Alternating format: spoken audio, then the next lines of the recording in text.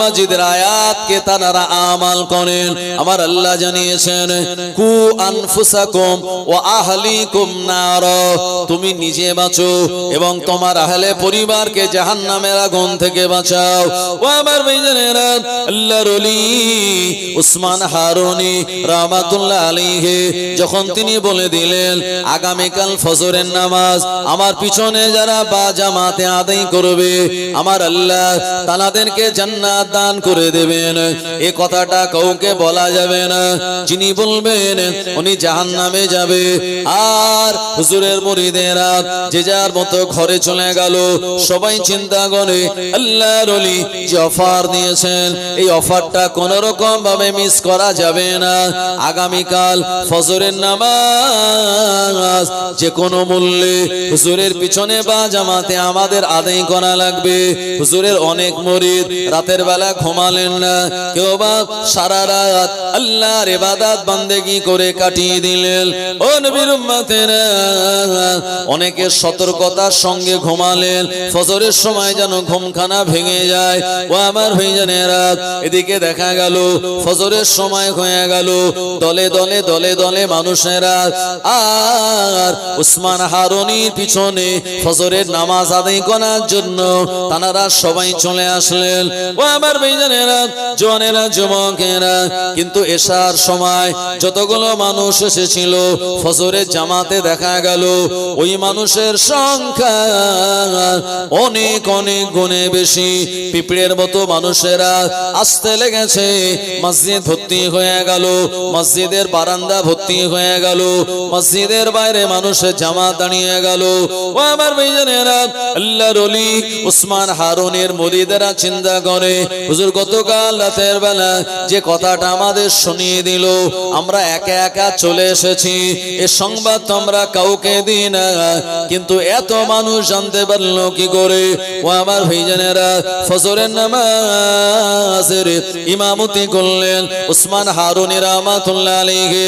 নামাজ অন্তে নামাজ শেষে উসমান হারুনি বললেন, এ আমার মুরিদেরা, এ আমার খোলাফারা, আমি গতকাল রাতের বেলা বলে দিয়েছিলাম আমার পিছনে আজকে যারা ফজরের নামাজ আদায় করবে আমার আল্লাহ তাদেরকে জান্নাত দান করে দেবে। কিন্তু না না না, এই কথাটা অন্য কাউকে বলতে আমি মানা করে দিয়েছিলাম। কথাটা যে বলবে সে জাহান্নামে যাবে। কিন্তু এত মানুষ কেমন করে জানতে পারলো? নিশ্চয়ই আমার মুরিদদের ভিতরে, আমার খলিফাদের ভিতরে কেউ একজন আমার এই সংবাদটা চারিদিকে প্রচার করে দিয়েছে। প্রচার যদি না হতো এত মানুষের সমাগম হতো না। উসমান হারুনি রাহমাতুল্লাহ আলাইহি তানার মুরিদদের দিকে তাকিয়ে বলেন, কে বাবা এই কাজ করেছো?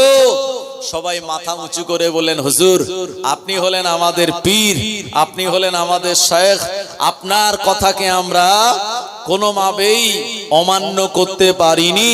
হুজুর আমরা কেউ বলিনি এই কথাটা। হুজুর দেখলেন সবাই তো দীপ্ত কণ্ঠে জবাব দিচ্ছে, কিন্তু একজন মাথা নিচু করে আছেন। আর এ সময় উসমান হারুনি তানার দিকে তাকালেন। উনি কে জানেন? উনি আর অন্য কেউ নয়, উনি হলেন হিন্দুস্তানের বাদশাহ গরিবে নওয়াজ, যিনি হলেন প্রিয় নবী সাল্লাল্লাহু আলাইহি ওয়াসাল্লামের বংশের আওলাদ। আর নবীজির লোকেশনে, নবীজির ডিরেকশনেই যিনি একেবারে সোনার মদিনা শরীফ থেকে এই ভারতবর্ষের জমিনে, হিন্দের জমিনে তিনি তাশরীফ এনেছিলেন জানার মাজার জিয়ারত করার জন্য। সারা বছর মানুষেরা সেই আজমির শরীফে যান। যিনি হলেন আল্লাহর ওলি খাজা গরিবে নওয়াজ আজমিরি সঞ্জারি রহমাতুল্লাহ আলাইহি। জোরে বলুন সুবহানাল্লাহ। হুজুর মাথাটা নিচু করে আছেন।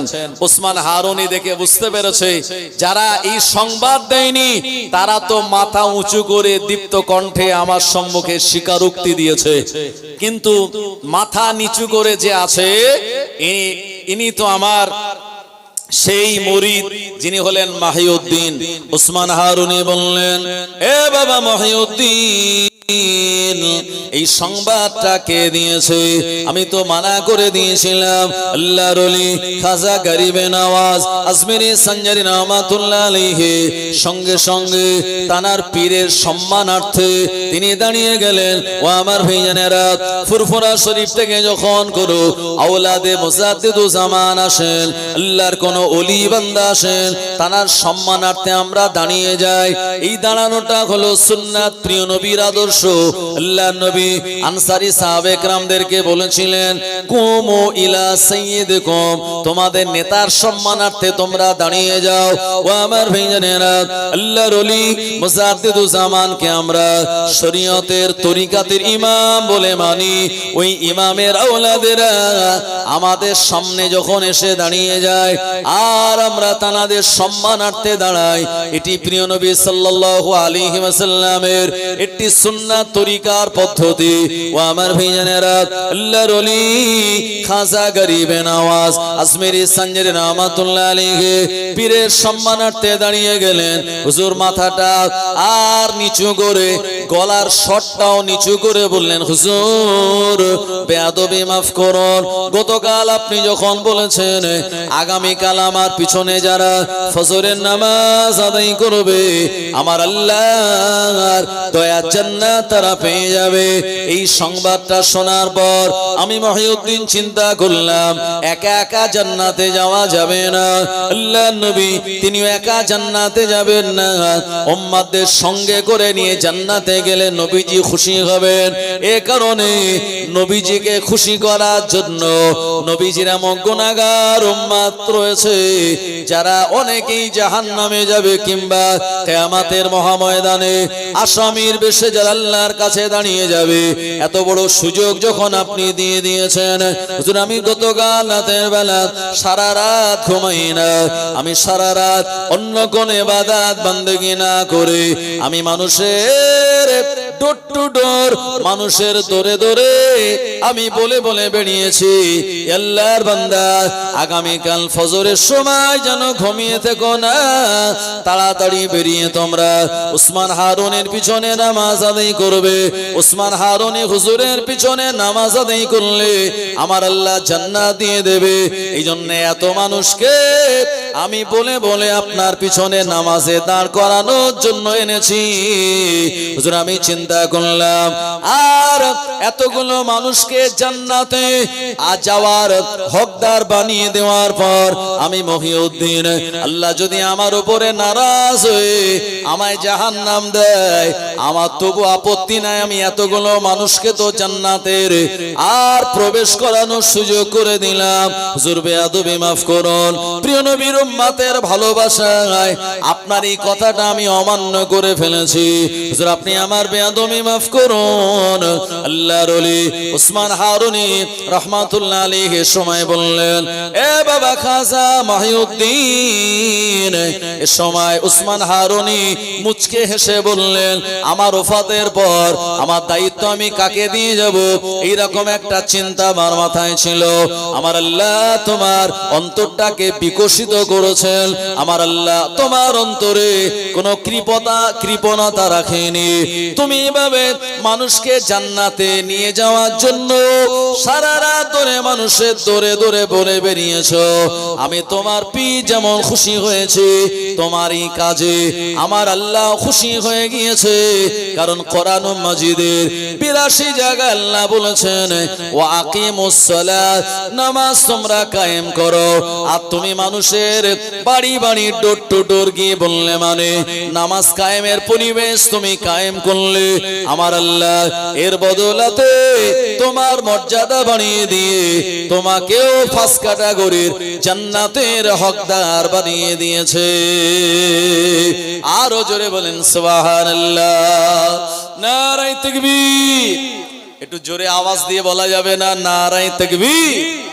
আমার ভাইজানেরা, এই জন্য নামাজ নিজে পড়বো, অন্যকেও পড়ানোর জন্য যদি আমরা তানাদের কানে একটি কথা তুলে দিতে পারি, এর বদৌলতে আল্লাহ আমাদের নেকি আর সওয়াব দেবেন। তাই আমি বলি 4, 5, 6 নামাজ না পড়লে আছে অনেক রিস্ক। 7, 8, 9 নামাজ না পড়লে কবরে দিতে হবে ফাইন। 1, 0, 10 নামাজই আমাদের জীবনের মেন। দিন যায় রাত আসে, কমিতেছে হায়াত, চিন্তা করে দেখো সবে সামনে মওত, হাসি খুশি রং তামাশা ছাড়িয়ে এখন করো সবে আল্লাহ আল্লাহ থাকিতে জীবন। বাজিছে দামামা বাঁধে আমামা, শির উঁচু করি মুসলমান, নয়া জামানার দাওয়াত এসেছে, ভাঙা কেল্লায় ওড়ে নিশান। একবার প্রাণ খুলে বলুন সুবহানাল্লাহ। এই জন্য কবি সুন্দর করে বলেছেন, ওয়াক্তে যে হলো ওযু করো মসজিদে চলো, ওয়াক্তে যে হলো ওযু করো মসজিদে চলো, খোদার হুকুম পালন করে নামাজটা পড়ো, ওয়াক্তে যে হলো ওযু করো মসজিদে চলো, দিন রাতে 5 ওয়াক্ত নামাজ পড়লে পাবে ভাই জান্নাত। জোরে হবে না? আর একটু জোরে বলবেন না সুবহানাল্লাহ। আমাদের আওয়াজ যদি স্লো হয় তো এসআইআর এ ওই ইয়ারো বিওলো যারা আছে নাম তো বেশি বেশি করে কেটে বাদ দেবে। কথা ঠিক কি না? মুসলমানদের আওয়াজ বুলন্দ রাখতে হবে, সংবিধানের উপরে ভরসা রাখতে হবে। আমার ভাইজানেরা, এই ভরসা যেমন আল্লাহর উপরে থাকবে, আর আমরা ভারতবর্ষের মুসলমান বাবা সাহেব আম্বেদকরের লিখিত সংবিধানকে আমরা রেসপেক্ট করি। আমার ভাইজানেরা, আর যদি আমাদের গলার আওয়াজ উঁচু থাকে, ইনশাআল্লাহ বৈধ ভারতীয়দের নাম এই ভোটার লিস্ট থেকে তারা কেটে বাদ দিতে পারবে না। এই চক্রান্তের বিরুদ্ধে আমাদের গর্জে উঠতে হবে। আপনারা জানেন আমাদের সংগঠনের নাম লেকচারার্স অ্যাসোসিয়েশন অফ বেঙ্গল, যার অবজারভারের দায়িত্বে আছেন পীরজাদা মহিবুল্লাহ হুসাইনি ভাইজান, যিনি অ্যাডভাইজের দায়িত্বে আছেন পীরজাদা তামিম সিদ্দিকী সাহেব এবং সাদান সিদ্দিকী সাহেব এবং আব্দুল্লাহিল মারুফ সাহেব থেকে শুরু করে আমাদের টোনার আব্দুল হাকিম সাহেব হুজুর থেকে শুরু করে বড় বড় 100 আলেম ওলামা এই সংগঠন তারা করেন। গত 24শে জানুয়ারি মালঞ্চ বাজারে এই লজিক্যাল ডিসক্রিপেন্সির বিরুদ্ধে ইসিআই যেভাবে সাধারণ মানুষকে হয়রানি করার নতুন ফাঁদ পেতেছে, তার বিরুদ্ধে আমরা আন্দোলন গড়ে তুলেছিলাম। বিহার এসআইআর এ এই লজিক্যাল ডিসক্রিপেন্সি ছিল না, বাংলাতে তারা নতুন করে আমদানি করে বাংলার মুসলমানদের নাম তারা কেটে বাদ দিতে চায়। তাই আমাদের আওয়াজ বুলন্দ করতে হবে, আওয়াজ স্লো করলে চলবে না। আমাদের ভিতরে ইউনিটি আর একতা বজায় রাখতে হবে। মুসলমান আমরা যদি কোরআন মাজিদের আয়াত ওয়াতাসিমু বিহাবলিল্লাহি জামিয়া ওয়ালা তাফাররাকু, এই আয়াতের উপরে আমরা যদি আমাল করি, ইনশাআল্লাহ আমাদের বিরুদ্ধে চক্রান্ত করেও তারা কোনোদিন সাকসেস হবে না। বিগত দিনে নমরুদ সাকসেস হয় নাই, সাদ্দাত সাকসেস হয়নি, ফেরাউন সাকসেস হয় নাই, হামান সাকসেস হয় নাই। আমার ভাইজানেরা, তারা দুনিয়া থেকে বিদায় নিয়েছে। আর আল্লাহর এই মুসলিম জাতি, যাদেরকে আল্লাহ পাক নিরাপত্তা দিয়েছেন, যাদেরকে মনোনীত করে ইসলাম ধর্মের অনুসারী করেছেন, তাদেরকে টিকিয়ে রেখেছেন এবং আগামী কিয়ামত পর্যন্ত টিকিয়ে রাখবেন। জোরে বলেন সুবহানাল্লাহ। যারা চক্রান্ত করবে তাদের ব্যাপারে আল্লাহ বললেন, ওমাকারু ওমাকারাল্লাহ আল্লাহু খায়রুল মাকিরিন। বেঈমানদের চক্রান্ত অনেক দুর্বল, মাকড়সার জালের মতো ঠুনকো, আর আমি আল্লাহ যে চক্রান্ত করি, এই চক্রান্তের কাছে তারা কোনোদিন পেরে ওঠেনি আর উঠবেও না। এই ভরসা যদি আমাদের থাকে, চিন্তা আমাদের থাকবে না। এর জন্য আমাদের দরকার ঈমানের ছত্র ছায়ায় আসা। এর জন্য আমাদের দরকার শরীয়তের বিধানগুলি মেনে চলা। যখন কৃষক বিল পাস হয়েছিল, আপনার পাঞ্জাবের হরিয়ানার কৃষকেরা দিল্লির রাজপথ তারা স্টপ করে দিয়ে লাগাতার কৃষি বিলের বিরুদ্ধে যে আন্দোলন গড়ে তুলেছিল, সেন্ট্রাল গভর্নমেন্ট তাদের সেই কৃষি আইন বাতিল করতে বাধ্য হয়েছিল, কিন্তু মুসলমান আমরা বিভিন্ন ভাবে বিভক্ত, আমরা এক জায়গায় হতে পারিনি বলেই আমরা এই ওয়াকাফ বিলের বিরোধিতা করেও সাকসেস হতে পারিনি। তবে আগামী দিনে ভরসা আমাদের হারালে হবে না। এই ভরসা আর একত্রিতের সঙ্গে যদি আমরা থাকতে পারি, ইনশাআল্লাহ বিজয় আল্লাহ আমাদেরকে দেবেন। একবার জোরে বলেন সুবহানাল্লাহ। ওয়াক্ত যে হলো ওযু করো, মসজিদে চলো, দিন রাতে 5 ওয়াক্ত নামাজ পড়লে পাবে ভাই জান্নাত। ফজরের সময় হলে তাড়াতাড়ি মসজিদে যাও চলে, বিছানায় থেকো না শুয়ে, আল্লাহ তাআলা রহমত দেন ঢেলে, আল্লাহ তাআলা রহমত দেন ঢেলে। জোহরের সময় হলে কাজটা তাড়াতাড়ি দাও ছেড়ে, কিছু সময় দাও নামাজে, সফলতা আসবে জীবনে, সফলতা আসবে জীবনে। ওয়াক্ত যে হলো ওযু করো, মসজিদে চলো, দিন রাতে 5 ওয়াক্ত নামাজ পড়লে পাবে ভাই জান্নাত। জোরে বলেন না সুবহানাল্লাহ। আর একটু জোরে হবে না সুবহানাল্লাহ। নারে তাকবীর। ये तो दुनिया है, यहाँ नेक काम करोगे तो सवाब पाओगे और गुनाह करोगे तो अज़ाब पाओगे। दुनिया में इंसान क्या खोया और क्या पाया, दुनिया में इंसान क्या खोया और क्या पाया। फिल्म आया तो इल्म गया, क्रिकेट आया तो काम गया, टीवी आया तो नींद गया, रिवायज आया तो सुन्नत गया, दौलत आया तो मोहब्बत गया, बैंक आया तो बरकत गया, लालच आया तो सुकून गया, और মোবাইল আয়া তো মোলাকাত গায়া। আজকে সমাজ ডিজিটাল হয়েছে জি, আর আমাদের কাছ থেকে শরীয়তের এক একটা জিনিস তারা ছিনিয়ে নিয়েছে। মনে রাখতে হবে আমরা জাতিতে মুসলমান। Islam is the complete code of life, Islam is the complete system of life. Islam হলো পরিপূর্ণ একটি জীবন ব্যবস্থা। এই ধর্ম আর কর্ম এইটাকে যদি আমরা ঠিক রাখতে পারি, ইনশাআল্লাহ কোনোভাবেই কেউ কোনোদিন আমাদেরকে বিপদের মধ্যে ফেলতে পারবে না। একবার জোরে বলুন সুবহানাল্লাহ। আমার ভাইজানেরা, জওয়ানেরা, যুবকেরা, কওমে বানি ইসরাইলে একজন লোক ছিল। ভাই লোকটা খুব একটা ভালো ছিল না, মদ খেত, লোকটা ব্যভিচার করত। এলাকার লোকেরা বলল, তোমার মতো ব্যক্তি আমাদের এই এলাকাতে থাকবে না, এখান থেকে তোমাকে আমরা বার করে দিলাম, আমাদের এই এলাকায় তুমি আর কোনোদিন আসবে না। এই মানুষটা এই অন্যায় কাজ করত বলে এলাকার সমাজ ব্যবস্থা তার নামে বিচার করে তাকে ওই সমাজ থেকে বহিষ্কার করে দিল। আমার ভাইজানেরা, একটা সময় মুসা কালিমুল্লাহ আলাইহিস সালামের কানে সংবাদ আসলো, মহান আল্লাহ রাব্বুল আলামিনের পক্ষ থেকে তানাকে বলা হলো, ও নবী মুসা, অমুক এলাকায় একজন মানুষ আছে, ওই মানুষটা মারা গিয়েছে, ওই মানুষটাকে গোসল দিয়ে কাফন পরিয়ে আর তানার জানাজা নামাজের ব্যবস্থা করে দাও। আর তোমার কওমে বনি ইসরাইলকে বলে দাও, যারা ওই ব্যক্তির নামাজে জানাজা আদায় করবে, আল্লাহ পাকের দয়া জান্নাতে তারা চলে যাবে। জোরে বলুন সুবহানাল্লাহ। মুসা আলাইহিস সালাম শুনলেন, অবাক ব্যাপার, এক এলাকায় একজন মানুষ মারা গিয়েছে, এই সংবাদ আল্লাহর পক্ষ থেকে এসেছে। আর গোটা কোরআন শরীফে 25 জন নবী রাসূলের নাম আল্লাহ বলেছেন। সব থেকে যে নবীর নাম আল্লাহ বেশি বেশি জিকির করেছেন, এই নবীর নাম হলো হযরতে নবী মুসা কালিমুল্লাহ আলাইহিস সালাম। একবার জোরে বলুন সুবহানাল্লাহ। যার আম্মা তানাকে কাঠের বাক্স করে নীল নদের দরিয়াতে ফেলে দিলেন, যার ভয়ে আল্লাহ পাক নবী মুসা আলাইহিস সালামকে তার ঘরে, ফেরাউনের ঘরে দিয়েই লালন পালন করে নিলেন। ফেরাউন তা মোটেও টের পেল না। আসলে আমার বিরোধিতা, আমার গদির যে এই দখলদারি নেবে, সে আমার ঘরে লালন পালন হচ্ছে, এটা ফেরাউন কোনোভাবেই জানতে পারেনি।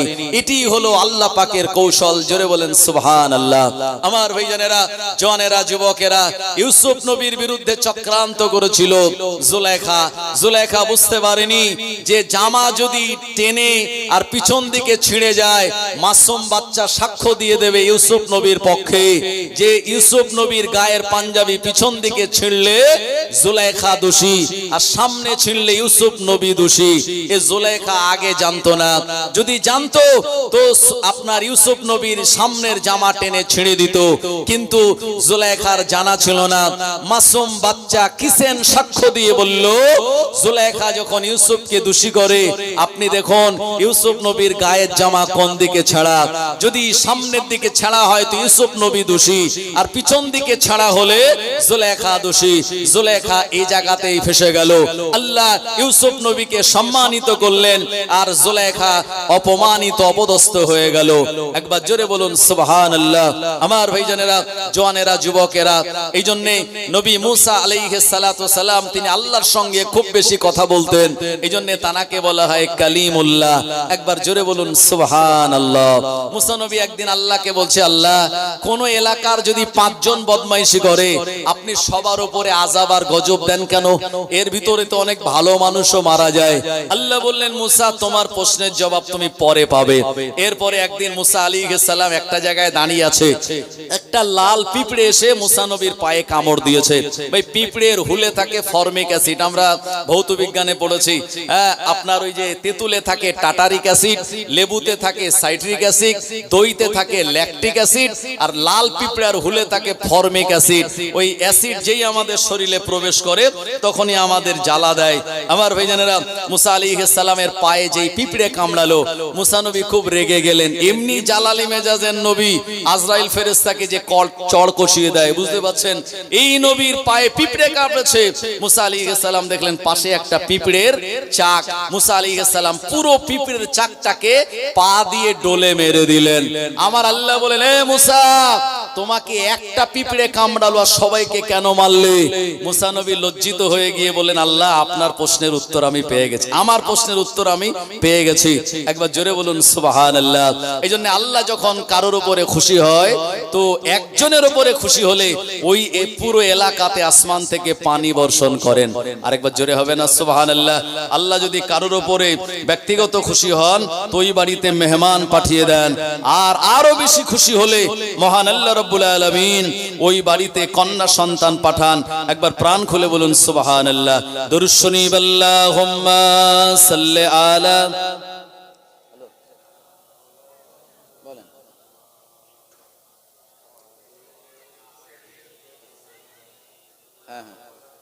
ঠিক আছে, হ্যাঁ হ্যাঁ হ্যাঁ। চাঁদ বলে আমি নয় তুমি নবী সুন্দর, ফুল বলে সুবাসিত নবীজির অন্তর। চাঁদ বলে আমি নয় তুমি নবী সুন্দর, ফুল বলে সুবাসিত নবীজির অন্তর। তারাদের দল বলে তুমি প্রিয় দরবে, মেঘে বলে পানি হয়ে তুমি নবী সরবে। মানুষের কাছে তুমি রহমের বন্ধন, মানুষের কাছে তুমি রহমের বন্ধন। চাঁদ বলে আমি নয় তুমি নবী সুন্দর, ফুল বলে সুবাসিত নবীজির অন্তর। রোদ বলে খুশি মনে তুমি নবী শান্তির, শেষ করে দিলে তুমি ছিল যত ভ্রান্তি। রাত বলে নূর ছিল রাসূলের দৃষ্টিতে, দিন বলে তুমি সেরা মাবুদের সৃষ্টিতে।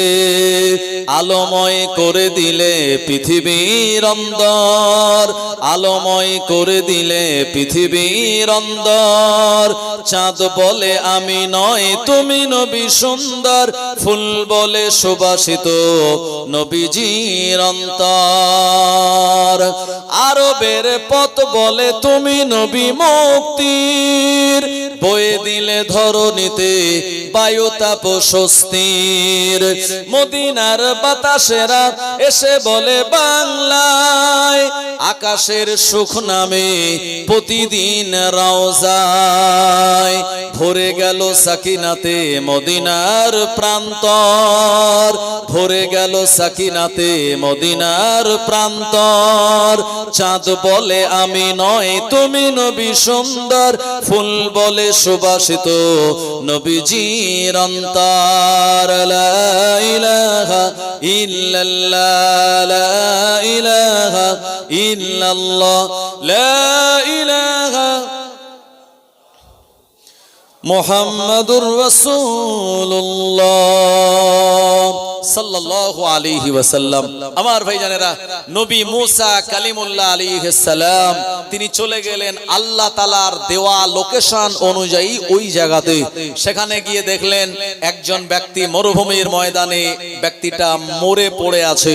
এ সময় আল্লাহ পাক যেহেতু বলেছেন মুসা এই মানুষটাকে তুমি গোসল দেবে, কাফন পরাবে তোমার কওমদের সহযোগিতা নিয়ে, এবং এই মানুষটার নামাজে জানাজা যে পড়বে আমি আল্লাহ তাদেরকে জান্নাত দান করে দেব। আমার ভাইজানেরা, জওয়ানেরা, যুবকেরা, আল্লাহ পাকের প্রিয় নবী মুসা কালিমুল্লাহ আলাইহিস সালাম এখানে চলে গেলেন। এই মানুষটাকে মুসা নবী আর গোসল দিলেন, এই মানুষটাকে কাফন পরালেন। মুসা আলাইহিস সালাম তার কিছু সহযোগীদের সাহায্য নিয়ে এই মানুষটাকে সঙ্গে করে নিয়ে কওমে বনি ইসরাঈলে চলে আসলেন। তার কওমকে বললেন, এ আমার কওম, এ আমার সম্প্রদায়, এই মানুষটার নামাজে জানাজা যারা আদায় করবে আমার আল্লাহ পাক তাদের জান্নাত দিয়ে দেবে। মুসা আলাইহিস সালামের এমন অ্যালাউন্সে দলে দলে কওমে বনি ইসরাঈলেরা আল্লাহ পাকের জান্নাত পাওয়ার জন্য আর নামাজে জানাজা পড়ার জন্য দলে দলে হাজির হয়ে গেল। ও আমার ভাইজানেরা, নামাজে জানাজা হলো ফরজে কিফায়া, যেটা 4 তাকবীরের সঙ্গে আদায় করা লাগবে। আল্লাহ নবী জানিয়ে দিলেন যারা নামাজে জানাজা আদায় করে আমার আল্লাহ ওই ব্যক্তিদের নামায় আমালে মাটি মানজিল করার জন্য কবরস্থান পর্যন্ত চলে যায়।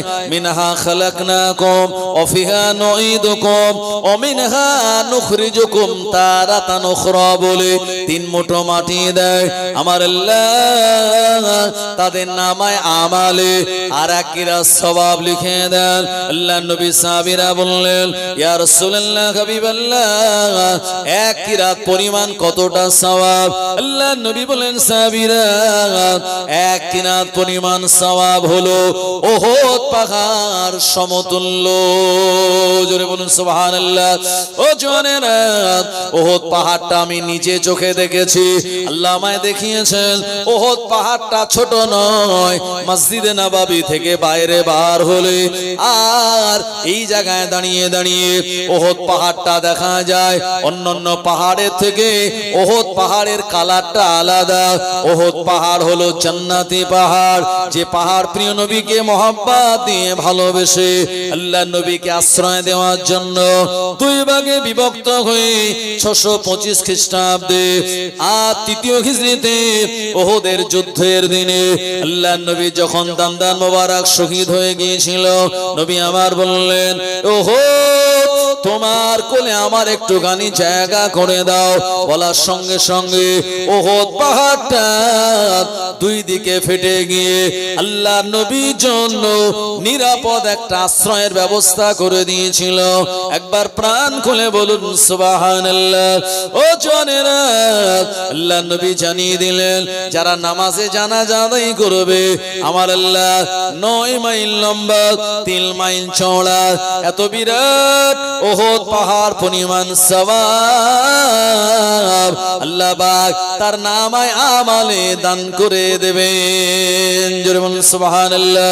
ও নবীর উম্মতেরা, আল্লাহর নবী মুসা কালিমুল্লাহ আলাইহিস সালাম তার কওমকে যখন বলে দিলেন এই মানুষটার নামাজে জানাজা আদায় করো, আল্লাহ পাক তার বদৌলতে তোমাদের জান্নাত দিয়ে দেবে।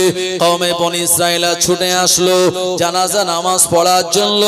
এ সময় কওমে বনি ইসরাইল বলল, ও নবী মুসা, যে মানুষটার নামাজে জানাজা পড়লে আল্লাহ জান্নাত দেবে, ওই মানুষের মুখটা আমরা একটু দেখতে চাই। এই মানুষটাকে, এই মানুষটার চেহারাটা কেমন একটুখানি দেখতে চাই। আল্লাহ পাকের নবী মুসা কালিমুল্লাহ আলাইহিস সালাম এর সময় তিনি এই মানুষটার কাফনটা আলগা করলেন। ও আমার ভাইজানেরা, কওমে বনি ইসরাইল এই মানুষটার চেহারা দেখে তারা ঘৃণা ভরে বলল, ও নবী মুসা, এমন একটা মানুষের জানাজা নামাজ আপনি আমাদেরকে নিয়ে পড়ালেন। এই মানুষটা আমাদের এলাকারই মানুষ, এই মানুষটা মদখোর ছিল, এই মানুষটা জেনাকারী ছিল, এই মানুষটা সমাজে অন্যায় অপরাধ করত। আমরা সামাজিক ভাবে বয়কট করে এই মানুষটাকে আমার এলাকা ছাড়া করে দিয়েছিলাম। আর এই মানুষটা কি করে এত নেককার হয়ে গেল? এই মানুষটার জানাজা পড়লে আল্লাহ জান্নাত দেবে। মুসা আলাইহিস সালাম বললেন, আমার আল্লাহ পাক আমায় বলেছেন, এই মানুষটাকে তোমরা যখন তাড়িয়ে দিয়েছিলে, আর এই মানুষটা ফাঁকা মরুভূমির ময়দানে এখানে চলে গেল, এখানে খাদ্যের কোনো সুব্যবস্থা তার ছিল না, পানির কোনো বন্দোবস্ত ছিল না। মরুভূমির ময়দানে কিছু ছাগল চড়িয়ে আর ওই বকরির দুধ পান করে তার জীবন নির্বাহ হতো। এই মানুষটা একটা সময় মরুভূমির ময়দানে জ্বরে আক্রান্ত হয়ে গেল। এই মানুষটাকে কেউ ট্রিটমেন্ট করার জন্য ছিল না। এই মানুষটা জ্বরে আক্রান্ত হয়ে বিনা ট্রিটমেন্টে আর এই মানুষটা আস্তে আস্তে মৃত্যুর কোণে ধরে পড়ল। এই মানুষটা যখন দুর্বল হয়ে গেল, আমার আল্লাহকে ডাক দিয়ে বলেন, আল্লাহ আমি অন্যায় করেছি, আমি মদ পান করেছিলাম, আল্লাহ আমি অন্যায় করেছি, জিনা করেছি। আল্লাহ এলাকার মানুষ আমার বিচার করে বয়কট করে আমাকে এলাকা ছাড়া করে দিয়েছে, মরুভূমির ময়দানে আছি। আল্লাহ আপনি ছাড়া আমার আর কেউ নাই। আল্লাহ আমার সামনে, আমার পিছনে, আমার ডানে বামে কোনো মানুষ নাই। আল্লাহ আমি খালেস নিয়াতে আপনার সঙ্গে আমি তওবা করি। আল্লাহ আপনি আমার জীবনের গুনাহ মাফ করে দিন। আল্লাহ আপনি আমার জীবনের কৃতকর্মগুলি ক্ষমা করে দিন। আমার পিছনের জীবনের কৃতকর্মের কথা স্মরণ করে আমি লজ্জিত হই। আল্লাহ আপনি আমার খালিক, আপনি আমার মালিক, আপনি আমার রব, আপনি আমার সব। আল্লাহ আপনি আমার এই তওবাকে মাফ করে দিন, এই তওবাকে কবুল করে গুনাহ মাফ করে দিন। মানুষটা বারবার এত আকুতি মিনতির সঙ্গে, কাকুতি মিনতির সঙ্গে আল্লাহ দরবারে তওবা করেছিল। আমার আল্লাহ পাক তানা তওবাটাকে এমন কবুল করে নিয়েছে, ওই মানুষটাকে শুধু বেগুনাহ মাসুম বানিয়ে দেয় নাই, তানার নামাজে জানাজা পড়বে। আমার আল্লাহ তানা তওবাতে খুশি হয়ে ওই মানুষগুলিকেও দয়ার জান্নাত দান করে দেবে। এ কারণে আমি তোমাদেরকে তানা জানাজাতে ডেকেছি। ও আমার ভাইজানেরা, এমন করে মুসান্নিফ রাহমাতুল্লাহ আলাইহি তিনি বর্ণনা করলেন, এই ঘটনা দ্বারা প্রমাণিত হয় কোন মানুষকে আপনি জান্নাতি, কোন মানুষকে আপনি জাহান্নামী এটা আমরা বলতে পারি না। কে জাহান্নামে যাবে, কে জান্নাতে যাবে আমার আল্লাহর ইচ্ছা। আল্লাহ কোরআন মাজিদে সূরা বাকারায় শুনিয়েছেন, ফায়াগফিরু লিমান ইয়াশাউ ওয়া ইউআযযিবু মান ইয়াশাউ আল্লাহু আলা কুল্লি শাইইন কাদির। আমার আল্লাহ যাকে ইচ্ছা তাকে ক্ষমা করে দেবেন, আবার যাকে ইচ্ছা তাকে আযাব দেবেন। সব ক্ষমতার মালিক হলেন আমার আল্লাহ। ও জওয়ানেরা, যুবকেরা, এজন্য দুনিয়া জমিনে আমরা যদি ভালো কাজ করে যেতে পারি, দুনিয়া জমিনে শরীয়তের বাউন্ডারির ভিতরে যদি থাকতে পারি, আর জীবনে যদি আমরা তওবা করি, তওবা শব্দের অর্থ হলো ফিরে আসা।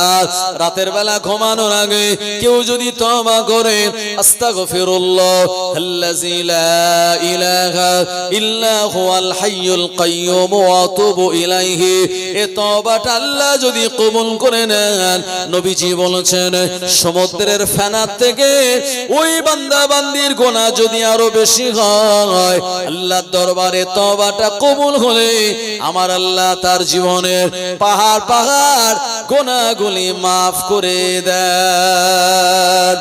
আরো জোরে বলেন সুবহানাল্লাহ। ও নবীর উম্মতেরা, এইজন্য আল্লাহর ওলিয়া উলিয়াদের সংস্পর্শে যারা এসেছে তারা তওবা করেছে। ওলিদের দেখানো রাস্তা, নবীদের দেখানো রাস্তা, এই রাস্তাতে যারা পরিচালিত হয়েছে আমার আল্লাহ তাদেরকে সম্মানিত বানিয়েছেন। দিল্লির জমিন একজন আল্লাহর ওলি ছিলেন, জানার নামকরণে কুতুব মিনার। আল্লাহর ওলির নাম হলো কুতুবউদ্দিন বখতিয়ার কাকি রহমাতুল্লাহ আলাইহি। আল্লাহর ওলি কুতুবউদ্দিন বখতিয়ার কাকি রহমাতুল্লাহ আলাইহি ইন্তেকালের আগে তিনি ওসিয়ত করে গিয়েছিলেন, আমার নামাজে জানাজার যিনি ইমামতি করবেন ওনার ভিতরে তিনটে গুণ থাকা দরকার। প্রথম নম্বর গুণ হলো জানার 40টা বছর তাহাজ্জুদের নামাজ কাজা নাই। আর তার দ্বিতীয় গুণ হলো, তার দ্বিতীয় আমাল হলো, আর যার 40 বছর তাকবীরে উলা ছুটে যায় নাই, ইমাম তাকবীরে তাহারিমা বেঁধেছেন আর সানা পড়ছেন, মুসল্লি আপনি আমি, আর তানাসসুরা ফাতিহা শুরু করার আগে আমরা যারা তাহারিমা বেঁধে নিয়েছি তানার পিছনে ইক্তেদা করে নিলাম, তারা তাকবীরে উলা পেল। এমন তাকবীরে উলার সঙ্গে জানা 40টা বছর নামাজ ছাড়ে নাই। আর তানার তৃতীয় আমাল, তৃতীয় গুণ হলো আসরের আগে 4 রাকাত সুন্নাতে গায়ের মুআক্কাদা নামাজ রয়েছে, ওই সুন্নাতে গায়ের মুআক্কাদা নামাজ আর 40 বছর ছেড়ে যায় নাই। এই 3 গুণের অধিকারী আমি কুতুবউদ্দিন, আমার নামাজে জানাজার ইমামতি করবে। জোরে বলুন সুবহানাল্লাহ।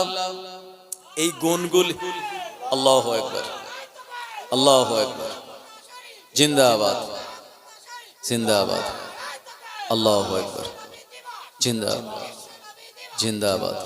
আমার ভাইজানেরা, জওয়ানেরা, যুবকেরা, তো এই যে 3টে গুণ, এই গুণ তো যাতাই গুণ নয়।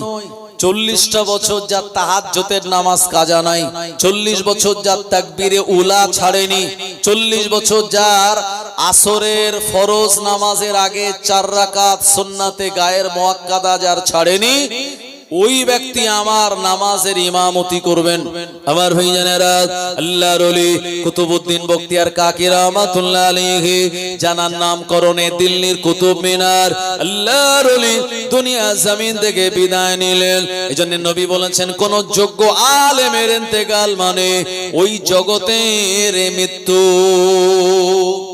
মৌতুল আলেমে মৌতুল আলাম বলছে, কোন আলেমের ইন্তেকাল মানে ওই জগতে যেন মৃত্যু ঘটলো।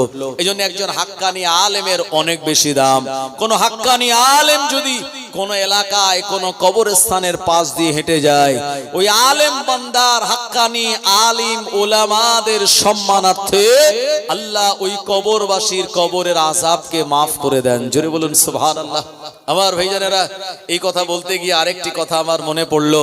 ভাই, আল্লাহর ওলি বড় পীর সাহেব হুজুর রাহমাতুল্লাহ আলাইহির কাছে একজন মহিলা এসেছেন, এসে বলছেন, হুজুর আমার 18-19 বছরের একটি যুবতী মেয়ে সে দুনিয়া থেকে বিদায় নিয়েছে। আমি মা, আমি হলাম বিধবা, আমার মেয়েটাই আমার একমাত্র সন্তান ছিল। ওই মেয়েটা চলে যাওয়ার পর হুজুর আমি অত্যন্ত ব্যথিত, আমি দুঃখিত। সেই মেয়েটাকে আমি একটুখানি দেখতে চাই স্বপ্ন যোগে। হুজুর আপনি কোন আমায় আমাল বলে দিন যে আমালের কারণে আমার মেয়েটাকে আমি স্বপ্নের ভিতরে দেখতে পাবো। আমার ভাইজানেরা, জওয়ানেরা, যুবকেরা, আল্লাহর ওলি পিরানে বিদসুগের গাউসুল আজম মাহবুবে সুবহানী কুতুবে রব্বানী বড় পীর আব্দুল কাদির জিলানী বললেন, মা তোমার যে মেয়েটা মারা গেল ওই মেয়েটাকে তুমি স্বপ্ন যোগে দেখতে পারো, একটি আমাল যদি তুমি করো। মহিলা বলল, হুজুর কি আমাল আপনি আমায় বলে দিন। আল্লাহর ওলি বড় পীর সাহেব হুজুর বললেন, মা তুমি সূরা তাকাসুরের আমাল করো। বিসমিল্লাহির রহমানির রহিম। আলহাকুমুত তাকাসুর হাত্তা যুরতুমুল মাকাবির কাল্লা সাওফা তা'লামুন সুম্মা সুম্মা কাল্লা সাওফা তাআলামুন। এই সূরা তাকাসুরের যদি আমাল এশার নামাজের পরে রাতের বেলা তুমি করতে পারো, 11 দিন কিংবা 21 দিনের মাথায় তোমার ওই মৃত মেয়ের সঙ্গে স্বপ্ন যোগে তোমার দেখা হয়ে যাবে। ও আমার ভাইজানেরা, ওই মহিলা ঘরে চলে গেল। আল্লাহর ওলির বলা ওই আমাল তিনি এশার নামাজের পরে করতে লাগলেন। এশার নামাজের পরে আমাল করে রাতের বেলা ঘুমিয়ে যান। 11 দিন টানা যখন আমাল হয়ে গেল, ওই 11 দিন পর একদিন রাতের বেলা মা স্বপ্ন দেখে আর একটা এলাকার উপর নিয়ে চলে যাচ্ছেন। ওই এলাকাটা দুর্গম এলাকা। এই দুর্গম এলাকা পেরিয়ে সামনে বিরাট বড় একটি ময়দান। ওই ময়দানের দিকে চলে গেলেন। ওখান থেকে আরো সামনে এগিয়ে গেলেন। এ জায়গায় যাওয়ার পর একটা বিরাট বড় আগুনের অগ্নিকুণ্ড। এই অগ্নিকুণ্ডর দিকে তিনি ফলো করে দেখলেন ওই জায়গাতে ওই মেয়েটা, যার হাতে শিকল জাহান্নামের, যার গলায় জাহান্নামের বেড়ি, যার পায়ে জাহান্নামের বেড়ি, ওই মেয়েটা জাহান্নামের ভিতরে আছে। মাকে দেখে চিৎকার করে বলে, আম্মা আপনি আমায় জাহান্নাম থেকে বাঁচান মা। ও আমার আম্মা, আমি জাহান্নামের আগুন আর সহ্য করতে পারি না মা। দুনিয়াতে আমার সামান্য কষ্ট হলে আপনি এসে আমার এমন করে পাশে দাঁড়াতেন। আজকে আমি জাহান্নামের ভিতরে, মা আপনি আমায় জাহান্নাম থেকে বাঁচান। মেয়ের এমন দুরবস্থা দেখে, জাহান্নামের ভিতরে এমন আযাব দেখে মা স্বপ্নের ভিতরে কাঁদতে শুরু করলেন। আমার ভাইজানেরা, কেঁদে কেঁদে মায়ের চোখ দিয়ে পানি গড়িয়ে বালিশখানা ভিজে গেল। মায়ের ঘুম ভেঙে গেল। ফজরের নামাজের আজান শুনে আসসালাতু খায়রুম মিনান নাওম, মা ঘুম ভেঙে দেখলেন তানার মাথার বালিশখানাও ভিজে গিয়েছে। ও আমার ভাইজানেরা, ও নবীর উম্মত উম্মাদানিরা, মা ঝরঝর করে কাঁদতেছেন। এমন সময় মা ফজরের নামাজ কালাম আদায় করে আল্লাহর ওলি মুজাদ্দিদ, আল্লাহর ওলি বড় বিশ্বাস হুজুরের দরবারে চলে গেলেন। মাশাআল্লাহ, ফুরফুরা শরীফ থেকে পীরজাদা সম্মানীয় জুনায়েদ সিদ্দিকী ভাইজান তিনি চলে এসেছেন। তানার সম্মানার্থে তাকবীর দান, নারে তাকবীর, নারে তাকবীর। আওলাদে মুজাদ্দিদুজ জামান, আওলাদে মুজাদ্দিদুজ জামান, সম্মানীয় ভাইজান হুজুর কিবলা, সম্মানীয় ভাইজান হুজুর কিবলা, সিলসিলায়ে হক মুজাদ্দিদুজ জামান, মুজাদ্দিদুজ জামানের হক সিলসিলা, নারে তাকবীর। মাশাআল্লাহ, ফুরফুরা শরীফ থেকে ভাইজান হুজুর চলে এসেছেন। আপনারা দেরি না করে তাড়াতাড়ি মজলিসে চলে আসুন। দুরূদ শরীফ, আল্লাহুম্মা সাল্লি আলা সাইয়্যিদিনা মাওলানা মুহাম্মাদ ওয়া আলা আলিহি।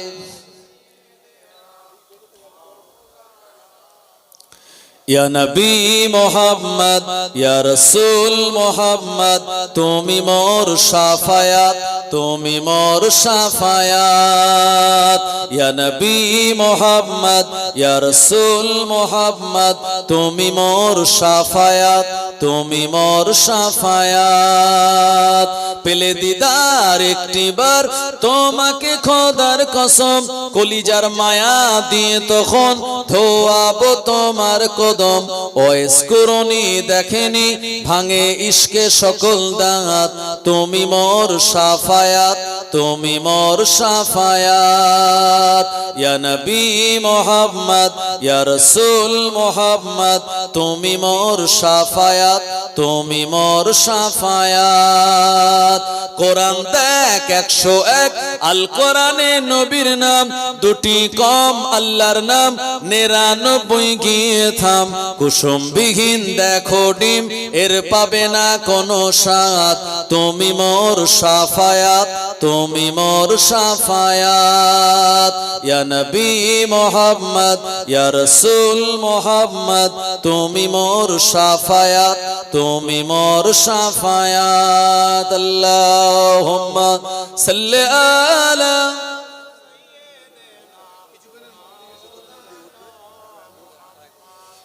আসলে যদি ফুটবল খেলা হতো না, মাঠে জায়গা দেওয়া যেত না লোকের। কি ফুরফুরা শরীফ থেকে আওলাদে মুজাদ্দিদুজ জামান চলে এসেছেন। আমি আপনাদের সবাইকে সবিনয় নিবেদন করব, এই এলাকার মানুষ সবাই জ্ঞানী গুণী শিক্ষিত এডুকেটেড লোক, তাই না? তো সুতরাং আপনাদের জানা দরকার যে ভাইজান হুজুর তিনি যখন চলে এসেছেন, তানার সম্মানার্থে আপনাদের এখনো ঘরে বসে থাকা ঠিক হবে না। হয়তো বিভিন্ন বাড়ির কাজে ব্যস্ত, সব ব্যস্ততা উপেক্ষা করে ভাইজানের মহব্বতে, আল্লাহ রসুলের মহব্বতে আপনারা এই মজলিসে সবাই চলে আসুন। এখনই ভাইজান চলে আসবেন। আমি যে কথা আলোচনা করছিলাম, এখন এই মহিলা হুজুরের কাছে গেলেন কাঁদতে কাঁদতে, কারণ নবীজি বলেছেন লা ইয়াবকা মিনান নবুওয়াত ইল্লাল মুবাশশিরাত। قالوا وما المبشرات قال رؤيا الصالحة أو كما قال النبي صلى الله عليه وسلم। বুখারী শরীফে এই হাদিসের অবস্থান, নবীজি বলেছেন লা ইয়াবকা মিনান নবুওয়াত, নবুয়তের কোনো কিছু আর অবশিষ্ট নাই, ইল্লাল মুবাশশিরাত, তবে হ্যাঁ মুবাশশিরাত বলে একটা জিনিস অবশিষ্ট আছে। সাহাবীরা বললেন ক্বালু ওমাল মুবাশশিরাত, হুজুর সেই মুবাশশিরাত কি? নবীজি বললেন ক্বালা রুইয়াস সালিহা, ভালো স্বপ্ন, সত্য স্বপ্ন হলো ওই মুবাশশিরাত, সুসংবাদ। আর নবীজি বলেছেন মুমিনের ভালো স্বপ্ন হলো নবুয়তের 46 ভাগের 1 ভাগ। একবার জোরে বলুন সুবহানাল্লাহ। আবার ভাইজানেরা, জওয়ানেরা, যুবকেরা, ওই মহিলা হুজুরের দরবারে গিয়ে কাঁদতেছেন, আল্লাহর ওলি আপনি আমার মেয়েটাকে স্বপ্ন যোগে দেখার জন্য যে আমাল বলে দিয়েছিলেন, ওই আমাল করে আমি গতকাল রাতের বেলা মেয়েটাকে স্বপ্ন দেখলাম, কিন্তু এমন অবস্থায় দেখলাম আমি মা সহ্য করতে পারি না, আমার মেয়েটা জাহান্নামে, আমার মেয়েটা জাহান্নামে থাকবে, আমি মা কেমন করে সহ্য করব? হুজুর আপনি আমার মেয়েটার জাহান্নাম থেকে নিষ্কৃতি পাওয়ার জন্য কোন আমাল বলুন। আল্লাহর ওলি বললেন মা তোমার মেয়েটাকে 12 বছরের পরে কি নামাজের কথা বলো নাই? না হুজুর বলি নাই। তোমার মেয়েটাকে কি পর্দায় রাখো নাই? না হুজুর রাখতে পারি না। আল্লাহর ওলি বললেন তুমি নিজে থেকে তো মেয়েটাকে জাহান্নামের রাস্তায় পরিচালিত করেছো, তবে যাও তোমার মেয়ের জন্য আল্লাহর কাছে তুমি দোয়া করো, কারণ মায়ের দোয়া আল্লাহ পাকের দরবারে কবুল হয়। ও আমার ভাইজানেরা, ওই মা মেয়েটার জন্য লাগাতার দোয়া চাইতে লাগলেন। আল্লাহর ওলি কিছুদিন পর, এই ঘটনার কিছুদিন পর, আল্লাহর ওলি বড় পীর সাহেব রাহমাতুল্লাহ আলাইহি একদিন তিনি স্বপ্ন দেখছেন, আমার আল্লাহ দয়া জান্নাতে তিনি ঘুরে ঘুরে বেড়াচ্ছেন। হঠাৎ একজন যুবতী মেয়ের সামনে এসে সালাম দিল। আল্লাহর ওলি বললেন মান আনতা, কে তুমি? ওই মহিলা বলল হুজুর আপনি কি আমায় চেনেন না? আমি হলাম অমুক মেয়ে, আমার মা আপনার কাছে গিয়েছিল আমাকে স্বপ্নে দেখার জন্য, আপনি আমাল বলে দিয়েছিলেন, আর আমার মা ওই আমাল করে আমায় স্বপ্নে দেখলো, আমি হলাম সেই মেয়ে। হুজুর বললেন তুমি তো জাহান্নামে ছিলে, জান্নাতে কি করে আসলে? ওই মেয়েটা জবাব দিয়ে বলে একদিকে আমার আম্মা যেমন আমার জন্য দোয়া করেছে, অপরদিকে আমার কবরস্থানের পাশ দিয়ে কিছু মাদ্রাসার তোলাবা, মাদ্রাসার যারা বাচ্চারা, যারা কোরআন শরীফের পাখি, এরা যাচ্ছিল, আর আমাদের কবর দেখে একটুখানি দোয়া সবরসানি করে দিয়েছে। যারা জমিনে চললে পরে আল্লাহর ফেরেশতারা ডানা বিছায়, এমন মাসুম বেগুনাহ ওই মাদ্রাসার বাচ্চাদের দোয়া কবুল করে নিয়ে আমার আল্লাহ আমার কবরটা শুধু নয়, ওই কবরস্থানে যত মাইয়িত ছিল সবাইকে জান্নাতি করে দিয়েছে। আরো জোরে বলেন সুবহানাল্লাহ। ও নবীর উম্মতেরা, আমরা দোয়া চাইবো, আমাদের দোয়া কবুল হবে কিনা গ্যারান্টি নাই, কিন্তু মাদ্রাসার যারা মাসুম বাচ্চা ফজরের নামাজ 5 ওয়াক্তের নামাজ যারা 5 ওয়াক্তে জামাতের সঙ্গে আদায় করে, আর যারা ফজরের নামাজের পর কোরআন ও মাজিদ নিয়ে বসে যায়, এই বাচ্চাগুলি যখন আল্লাহর দরবারে হাত তোলে, ওই মাসুম বেগুনা বাচ্চাদের সঙ্গে আল্লাহ পাক আমাদের দোয়াটাকেও কবুল করে নেন। আরো জোরে বলেন সুবহানাল্লাহ। আমার ভাইজানেরা, এই জন্য মাদ্রাসায় আপনাদের বাচ্চাদেরকে দিন, হয় আলেম হাফেজের পিতা হন, তা না হলে নিজে আলেম হাফেজ হন, তা না হলে আলেম হাফেজদের সঙ্গে মহব্বত রাখুন। তাও যদি না পারেন, আলেম আর হাফেজদের সঙ্গে আপনি শত্রুতা করবেন না। মুসলমান ভাইরা আমার, জওয়ানেরা, যুবকেরা, যে কথা শোনাচ্ছিলাম আপনাদের মনে আছে তো? আল্লাহর ওলি কুতুবউদ্দিন বখতিয়ার কাকি রাহমাতুল্লাহ আলাইহি বললেন, আমার নামাজে জানাজা যিনি ইমামতি করবেন তার ভিতরে তিনটে গুণ থাকতে হবে। যার 40টা বছর তাহাজ্জুদের নামাজ কাজা থাকবে না, যার 40 বছর তাকবীরে উলা ছুটে যাবে না, যায়নি, আর যার আসরের ফরজ নামাজের আগে 4 রাকাত ওই যে সুন্নাতে গায়ের মুআক্কাদা যার 40 বছর কাজা নাই, ওই মানুষটা আমার নামাজে জানাজার ইমামতি করবেন। আমার ভাইজানেরা, ফুরফুরা শরীফের মুজাদ্দিদুজ জামানের নামাজে জানাজার ইমামতি কে করেছিলেন জানেন?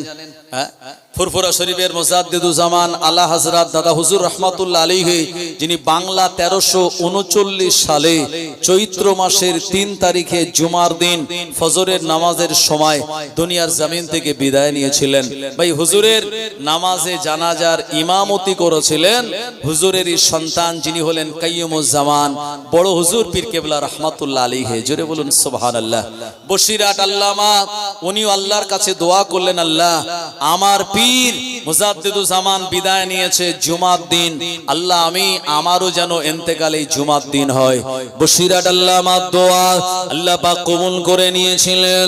ও আমার ভাইজানেরা, বাংলা 1352 সালে কার্তিক মাসের 16 তারিখে কলকাতায় ডাক্তার একে ফজলুল হক সাহেবের বাড়িতে ডাক্তার বিধানচন্দ্র রায়ের তত্ত্বাবধানে চিকিৎসাধীন থাকা অবস্থায় আল্লাহর ওলি বসিরহাট আল্লামা দুনিয়া জমিন থেকে বিদায় নিয়েছিলেন।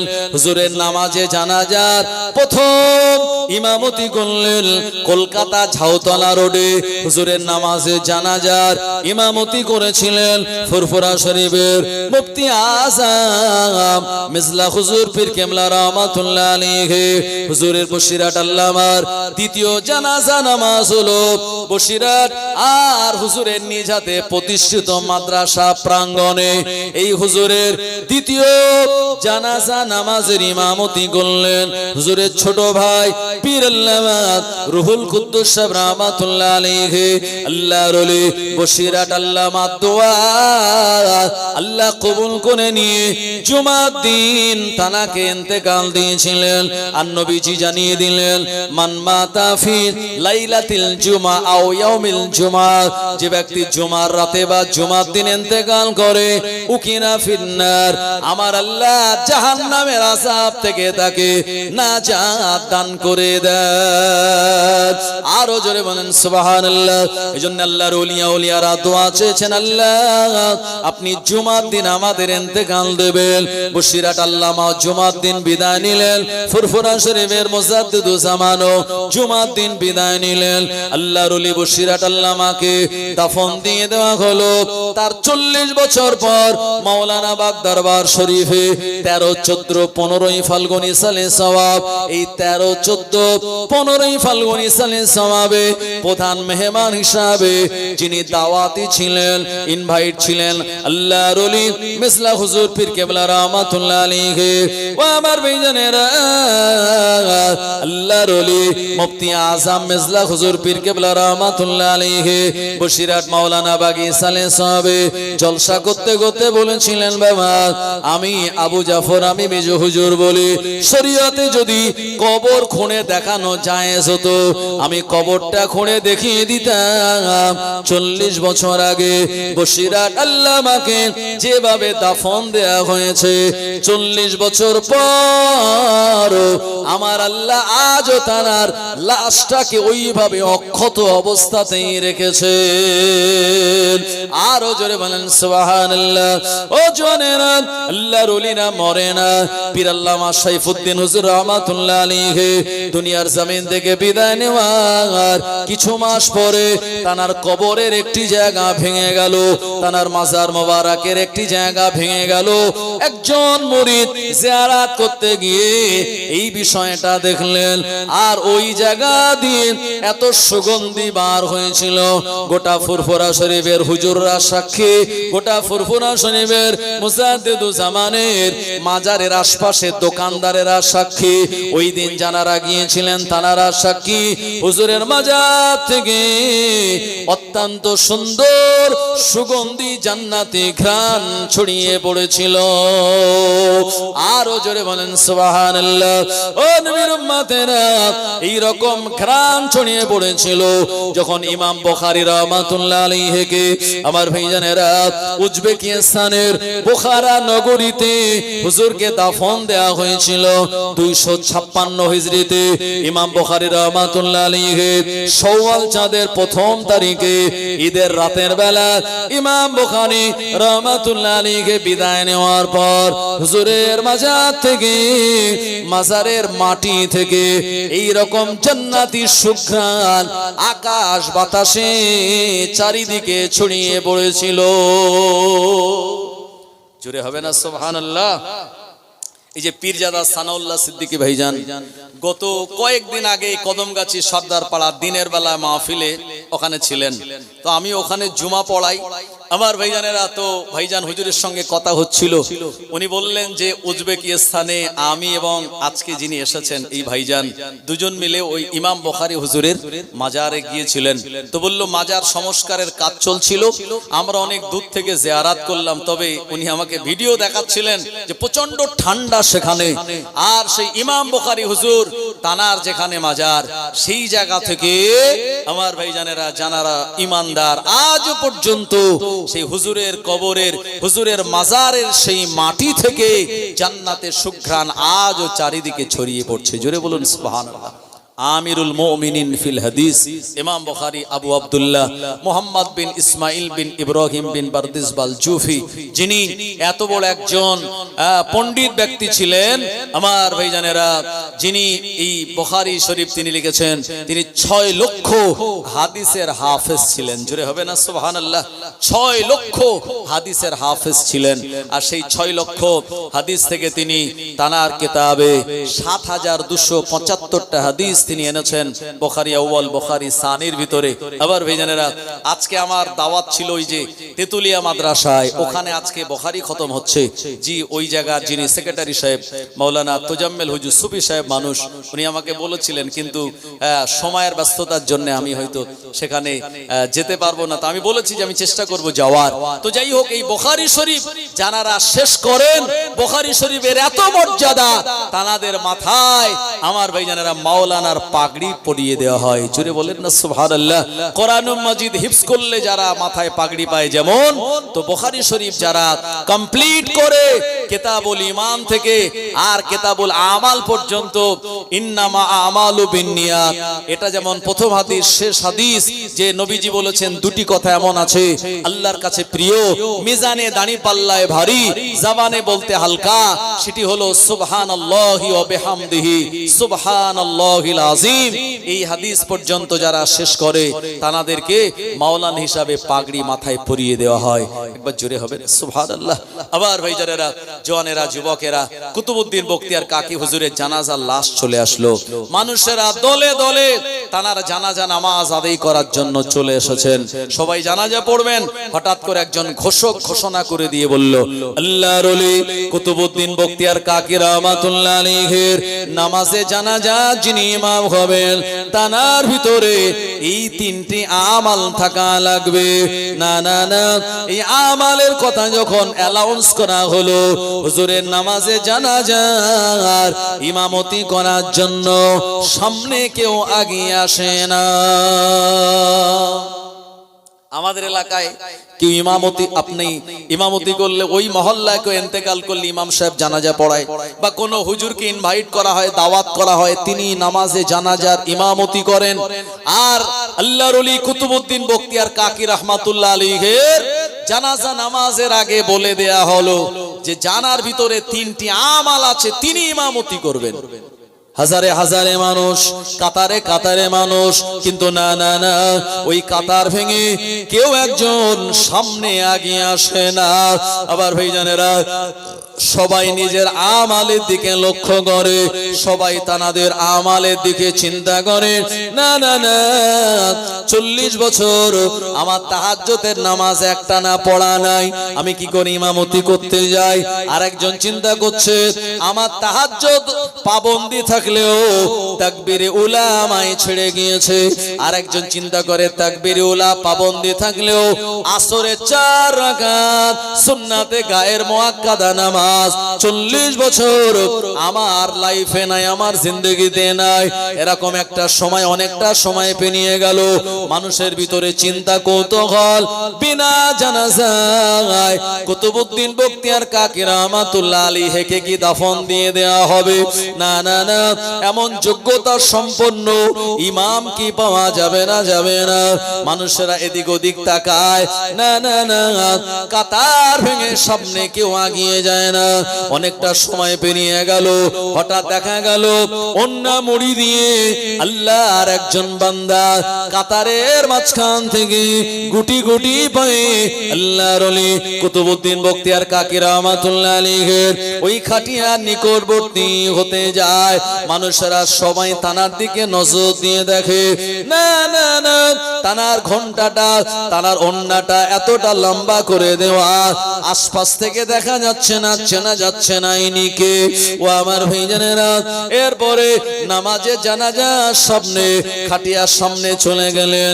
উনি নামাজে জানাজার নিয়াত বলে দিলেন, নাওয়াইতু আন ওয়াদিয়া আরবাআ তাকবীরাতে সালাতিল জানাজা ফরজুল কিফায়া আসসানাউ লিল্লাহি তাআলা ওয়াস সালাতু আলান নবী আদ-দুআউ লিহাযাল মাইয়িত ইক্তাদাইতু বিহাযাল ইমাম মুতাওয়াজ্জিহান ইলা জিহাতিল কাবাতিশ শরীফা।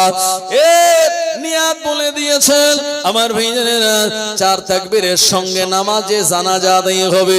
এমন করে তাকবীর শুরু হলো, আল্লাহু আকবার, সুবহানাকাল্লাহুম্মা ওয়া বিহামদিকা, আর ওয়াজাল্লা সানাউকা যোগ করে মানুষেরা পড়ে নিয়েছে। দ্বিতীয় তাকবীর দরুদ শরীফ পড়ে নিয়েছে। তৃতীয় তাকবীর মাইয়িতের জন্য দোয়া করে দিয়েছে, আল্লাহুম্মা গফির লানা লিহাইয়িনা ওয়া মাইয়িতিনা ওয়া শাহিদিনা ওয়া গায়িবিনা ওয়া সাগীরিনা, এটা শেষ পর্যন্ত পড়ে দিয়েছে। চতুর্থ তাকবীর, এরপরে ডানে বামে সালাম ফেরানো হয়ে গেল। মানুষের অন্তরে বিরাট কৌতূহল, যিনি আল্লাহর ওলি কুতুবউদ্দিন বখতিয়ার কাকি রাহমাতুল্লাহ আলাইহির নামাজে জানাজার ইমামতি করলেন, ওই মানুষটাকে আমরা তো তানাকে চিনতে পারিনি। এই মানুষটাকে দেখতে হবে কোন জায়গা থেকে এসেছেন, ইনি মানুষ নাকি জিন নাকি আল্লাহর ফেরেশতা। ও আমার ভাইজানেরা, নামাজে জানাজা শেষ হয়ে গেল। এই ঘোমটা দেওয়া মানুষটা আল্লাহর ওলি কুতুবউদ্দিন বখতিয়ার কাকি রাহমাতুল্লাহ আলাইহির খাটিয়ার কাছে চলে গেল। আজ ঝরঝর করে কাঁদতে কাঁদতে আল্লাহর ওলি কুতুবউদ্দিন বখতিয়ার কাকি রাহমাতুল্লাহ আলাইহির কাফনের আর কাপড়টা সরিয়ে দিয়ে মুখটা আলগা করে বলতে লাগলেন, ও বাবা কুতুবউদ্দিন, দুনিয়া জমিনে তোমার আমাল গোপন রেখে দিয়ে ইন্তেকালের পর তোমার আমাল তুমি প্রকাশ করে দিলে, আর আজকে আমি আমার আমাল গোপন করে আল্লাহর ইবাদত করতেছিলাম, এমন একটা শর্ত তুমি করে গেলে, আজকে সব মানুষের সামনে আমার আমালকে তুমি প্রকাশ করে দিয়ে গেলে। এই কথাটা বলে কাঁদতেছেন আমার ভাইজানেরা। মানুষেরা উকি ঝুঁকিয়ে দিয়ে দেখতেছেন, তাও দেখা যায় না। কিন্তু না না না, বেয়াদবি তো তানার সঙ্গে করা যায় না, আর জোর করে তানার ওন্নাটা তো সরানো যায় না। একটা সময় তিনি দাঁড়িয়ে উঠলেন, আর মানুষেরা সামনে গিয়ে দেখতে পেলেন উনি মানুষ আর অন্য কেউ নন, উনি জিন নয়, ফেরেশতাও নন, উনি আল্লাহর একজন বান্দা। তৎকালীন দিল্লির সালতানাতের সুলতান, ওনার নাম হলো শামসুদ্দিন আলতামাস রাহমাতুল্লাহ আলাইহি। আরো জোরে বলেন সুবহানাল্লাহ। নারে তাকবীর, নারে তাকবীর। ইসালে সওয়াব আহলে সুন্নাত ওয়াল জামাত সিলসিলায়ে হক মুজাদ্দিদু জামান মুজাদ্দিদুল জামানের হক সিলসিলা, নারে তাকবীর। দিল্লির সালতানাতের সুলতান এত বড় দায়িত্ব সামলানোর পরেও 40 বছর জানার তাহাজ্জুদের নামাজ কাজা ছিল না, 40 বছর জানার তাকবীরে উলা ছেড়ে যায় নাই, 40 বছর জানার আসরের ফরজ নামাজের আগে 4 রাকাত আপনার সুন্নাতে গায়ের মুআক্কাদা জানার ছেড়ে যায় নাই। এত বড় একজন যিনি বিজ্ঞ যোগ্য আল্লাহর ওলি ছিলেন। আমার ভাইজানেরা, জওয়ানেরা, যুবকেরা, মুঘল সাম্রাজ্যের জানারা বাদশা ছিলেন, এক একজন আল্লাহর ওলি ছিলেন। বাদশা আওরঙ্গজেব রহমাতুল্লাহ আলাইহি আল্লাহর ওলি মানুষ ছিলেন, কিন্তু বর্তমানে তানাদের নামকে কলঙ্কিত করার জন্য কিছু গদি মিডিয়ারা বিভিন্ন রকমের বিষাক্ত কথা সমাজে বলে বেড়ায়। জি, আল্লাহর ওলি আওরঙ্গজেব রহমাতুল্লাহ আলাইহি তিনি এই রাষ্ট্রীয় কোষাগারের কোনো টাকা নিতেন না, নিজে হাতে ক্রুজ দিয়ে টুপি বুনে সেই টুপি বিক্রি করে তিনি সংসার চালাতেন। জোরে বলুন সুবহানাল্লাহ। এই জন্য তানাদের রাজত্বকালে হিন্দু মুসলমানেরা নিরাপদে ছিল, কেউ খাতরার মধ্যে ছিল না। আজকে তাদের রাষ্ট্রপতি, তাদের প্রধানমন্ত্রী, তাদের মুখ্যমন্ত্রী, তাদের সবকিছু, তাদের সব পদাধিকার বলে তারা আছে, তারপরেও বলছে যে আমরা খাতরার মধ্যে আছি। আসলে তারা খাতরা নাই, হিন্দু মুসলমান খাতরাতে নেই, খাতরা এখন দেশ চলে গেছে। আমার ভাইজানেরা, এইসবগুলি মানুষকে আড়াল করার জন্য বিভিন্ন রকমের নতুন নতুন সামনে তারা এমন আনছে, মানুষকে সদা সর্বদা পেরেশানের ভিতরে রাখছে। সকালবেলা কাজ কামে যাওয়ার দরকার নাই, কাগজপত্র পুরনো কোন জায়গায় আছে বার করে জেরক্সের দোকানে যাও, আর লম্বা লাইন দিয়ে সেখানে হয়রানি হও। এই হয়রানির জবাব মানুষ একটা সময় দেবে, এবং মানুষেরা বর্তমানে সজাগ। সোশ্যাল মিডিয়ার জামানায় মানুষ আগের থেকে অনেক বেশি অ্যাক্টিভ, তারা জানে। সুতরাং আমাদের বুঝতে হবে এই দুনিয়ার জমিনে কোরআন মাজিদের আল্লাহর সেই আয়াতে কারিমার আমাল আমাদের করতে হবে। আল্লাহ শুনিয়েছেন, ইয়া আইয়ুহাল্লাযীনা আমানুত্তাকুল্লাহ, ইয়া আইয়ুহাল্লাযীনা আমানুত্তাকুল্লাহা হাক্কা তুকাতিহি ওয়া লা তামুতুন্না ইল্লা ওয়া আনতুম মুসলিমুন। আমার আল্লাহ জানিয়েছেন, হে বিশ্বাসী ইমানদারেরা, হে ঈমানওয়ালো, ইত্তাকুল্লাহ, তোমরা আল্লাহকে ভয় করো, আর হাক্কা তুকাতিহি, প্রকৃত ভয় করার মতো ভয় করো, ওয়ালা তামুতুন্না, তোমরা মরো না, ইল্লা ওয়া আনতুম মুসলিমুন, যতক্ষণ পর্যন্ত তোমরা পাক্কা মুসলমান হতে না পারছো। ও আমার ভাইজানেরা, দুনিয়া জমিনে যখন আযান হবে, আল্লাহর এই হুকুমকে তামিল করার জন্য আমরা সম্মিলিতভাবে যদি নামাজে চলে যাই, ও আমার ভাইজানেরা, আগামী কয়েকদিন পর আমাদের কাছে রমজানুল মুবারক মাসের রোজা। রমজান হলো আমাদের কাছে মেহমান। আল্লাহ পাক কোরআন মাজিদে শুনিয়েছেন, ইয়া আইয়ুহাল্লাযীনা আমানু কুতিবা আলাইকুমুস সিয়াম কামা কুতিবা আলাল্লাযীনা মিন ক্বাবলিকুম লাআল্লাকুম তাত্তাকুন। আবার আল্লাহ জানিয়েছেন, হে বিশ্বাসী ইমানদারেরা, কুতিবা আলাইকুমুস সিয়াম, আমি আল্লাহ তোমাদের উপরে রোজাকে ফরজ করলাম। আসলে রোজা শব্দটা হলো ফারসি শব্দ। গোটা কোরআন শরীফে কোন জায়গায় রোজা শব্দ নাই, সব জায়গায় আছে সম, বহু বচনে সিয়াম। নামাজ শব্দটাও ফারসি শব্দ। নামাজের আরবি হলো কি জানেন? নামাজের আরবি হলো সালাত। ও আমার ভাইজানেরা, অনেকে বলে শবে বারাত কোরআন হাদিসে কোন জায়গায় নাই। সত্যি নেই, শবে বারাত বলে কিচ্ছু নাই। যেটা আছে সেটা হলো নিসফুল লাইল মিনাশ শাবান। শবে বারাত এটা তো ফারসি শব্দের সংমিশ্রণ।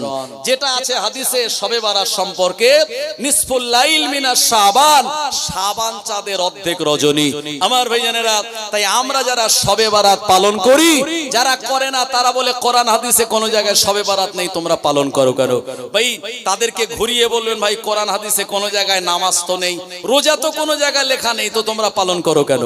আসলে আরবি হলো সালাত, ফার্সিতে হলো নামাজ, আরবি হলো সোম বা সিয়াম বহু বচনে, আর ওটা ফার্সিতে আমরা বলি রোজা। শবে বারাত এটি ফার্সি আরবির সংমিশ্রণ।